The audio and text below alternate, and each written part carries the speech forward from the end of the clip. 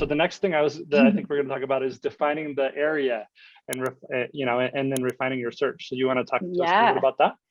Yeah. So what that means is just really dialing in on what exactly you and your family are looking for in your next home.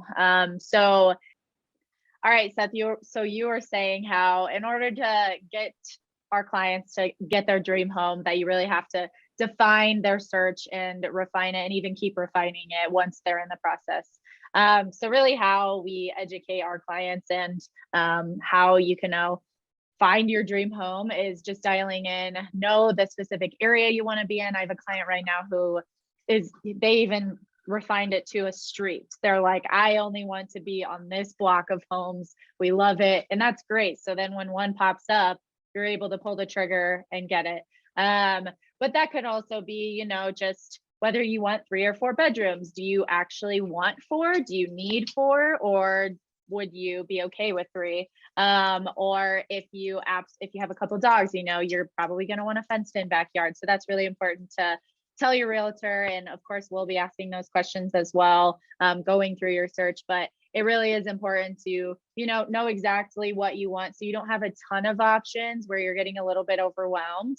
But you're able to, dial in and figure out exactly what you're looking for. And that's a process too. It doesn't have to come up front. And we see that all the time where, you start with a ton of things that you're like, oh, like we could have that, or like we don't need that type of thing. But once you start looking, you're really going to learn what you actually do and do not need and want. So exactly. I think it's important what you said, you don't want to cast your net too wide. I mean, it's okay initially to do that, but over time, you've got to kind of narrow it down and hone it in. And, if you're looking at homes from like Colorado Springs all the way up to Fort Collins, that's going to be it's going to be, you can't get after every single opportunity that comes in. But if you start to really, narrow down, for example, I don't know, Parker, and then, or even like Stonegate, or, a neighborhood, you can, and just be super quick at responding to specific homes that pop up. And then if you're not having success, you can always, it's kind of like a process of like expand it, contract it. It's not just like always set in stone. It can be a very dynamic thing. And so the communication between you and your realtor should be ongoing, and you're always like making some adjustments to it, right? Right. Yeah, exactly. And of course, we can't tell you what you want. So that's going to be something that, you're just going to have to be super open about. Of course, we can lead you and kind of, discuss with you a little bit more about what is super important and versus what's not as important.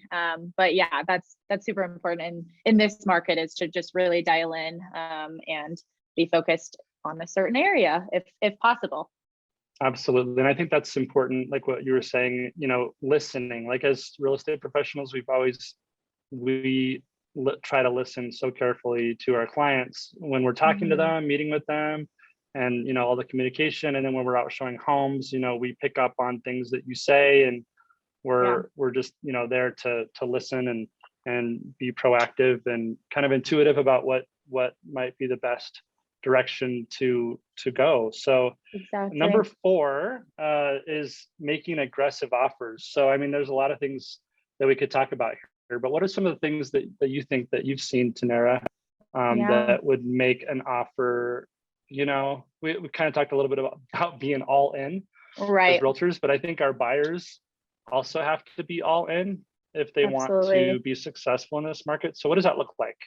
Absolutely. So honestly, I think the first step is getting pre-approved, which goes into having the best lender on your side. If you're not pre-approved, you typically won't be able to be considered if you have an offer or want to make an offer. So I think that's definitely the first step in having an aggressive offer in general. But as far as the terms go and what we are seeing on our listings and helping buyers that, sellers are looking for when selling their homes is typically in this market, the stats showed that we're looking at we're 100.1% typically. So asking price, say, is 900,000, then we're looking more like 909,000. So most homes are going above asking. And I'll just interject really quick, can I? Yeah. Yeah, and so that's an interesting stat. It's like, that's the average. Like, it's always funny to look at like average versus median, but like we might have some people out there listening and they're like, well, why is everything going for 100,000 over 150,000 over, right? And that's certainly the case. So there's like some people, there's some it's funny that the average isn't even higher than that, isn't it? I know. Like I was surprised. Yeah, I was surprised. But I guess, of course, like you said, when homes are, a little bit more unique, or they're in an area that's not as popular, they're not always going to go for over asking price. So that probably brings the average down a little bit. Brings it down. But I if we like picked like the hottest properties and we did like an average of those, like in a given weekend, I would probably, what I'm seeing, and I'm probably what you're seeing, Tanara, is I'm seeing properties go for 10%, is 10 to 15% over the asking price is what what I'm seeing. Yeah. On the hottest properties. Same. Do you agree with that? Yeah.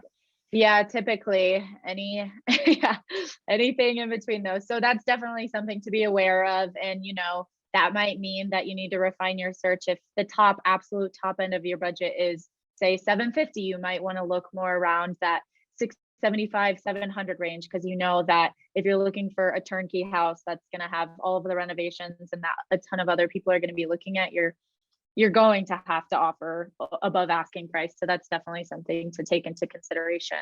Absolutely. And with that, there's also a really cool term that we can use too, and that's called an escalation clause. And I thought that this was one of the most important things that I learned when I was learning how to write offers was, sometimes you can say, hey, like, we'll come in at 750, but we would like to be all other competing offers up to a certain dollar amount. So you could actually get the home for 750,000, or if the next best offer, say, is 760,000 and you want to beat that by 2,000, then you technically would have an offer at 762,000. So that's something that's really, I think, strong in this type of market, just in order to put yourself in the best competing offer position. So that makes a lot of sense. I think it always makes sense to use, almost always makes sense to use an escalation clause. Absolutely. You want to protect your buyer to not go as high as they possibly can, but in the case that it is going that high, then you have that buffer room. Another thing, is that appraisal gap. So since homes are going for much higher over asking than normal, some homes might not appraise for as much as they're offered for. So what that means really is appraisers come and they evaluate what the market value of the home is, and typically financing only offers as much as the home appraises for. So in order to cover, say, a home you offered in, as I'll use 750 again, but it actually appraises at 700, you and the seller would typically split that $50,000 at closing. However, in order to make a super strong offer, sometimes we like to say you could cover the whole appraisal gap. So you would say we will cover the full entire appraisal gap. So at that point, you would bring $50,000 extra to the table, or you could do up to whatever you are comfortable with. But that is definitely something that is very, very competitive, and what we are seeing as listing agents that sellers want to see, so they don't have to bring any additional dollar amount to the table as well. So absolutely, that's so important.